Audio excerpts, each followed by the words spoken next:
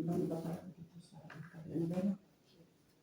Marami kang nakukuhang tulong sa gobyerno. Tapos pag nag-apply ka ng mga gano'n sa kagalan sa iyo. Basta ikaw ay wala kang record sa kumuha. Basta iba.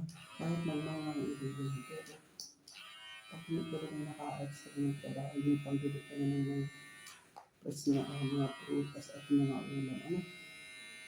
Diba? Dito nga lang daw libre ang mga delivery sa mga sa ospital. Dito sa Europe, parang pinakamaganda na ang Italy sa pagdating sa mga salita. Minsan, sabi ng amo ko, hindi ba lahat ng Europe ito yung mga libre lahat na. Ganda nga dito. Ano pa rin yung time na kubero. Wala kang binayaran. Sa atin ito ng pag-ibig. Yeah. Pero kasi, diba? Dito na tayo nakapunta pinagkausuhan ng abroad sa Italy. Diba katulad ninyo? Kami lang ang bahay din sa bahay. Ano? Ito ang ganito. Ito ang kawa ng Diyos sa inyo. Nakapag-Italy tayo. Gumanda pa. Ano? Gumanda pa ang ating putis. Hindi parang putis na. Kaya lang ang aking kamay dati. Ang ganda ng aking dahil. Ako ngayon naman. Kilo-kilo niya.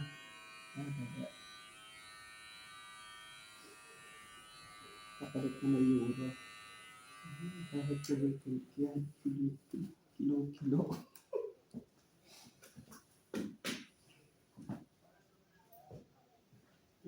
Iba talaga dito ang buhay na. Kahit sa mga anak-anak niya.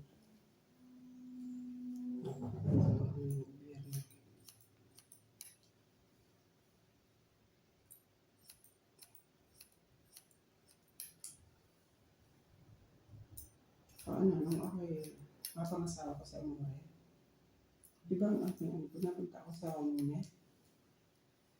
Kaya pag nakita ang college ni Amore ko, ang maganda ko yun. Ang tanong, iba talaga din pagkang-asawa mo wala Italiano.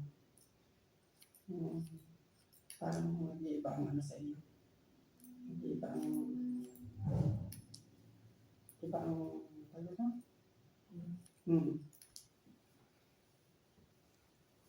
Kahit na yung asawa yung sobrang taga-chill-chill. Tumabang nito. Araw-araw naman ay pero bakit mo? Hinahayaan ko na sa kami. Mag-aaray ka.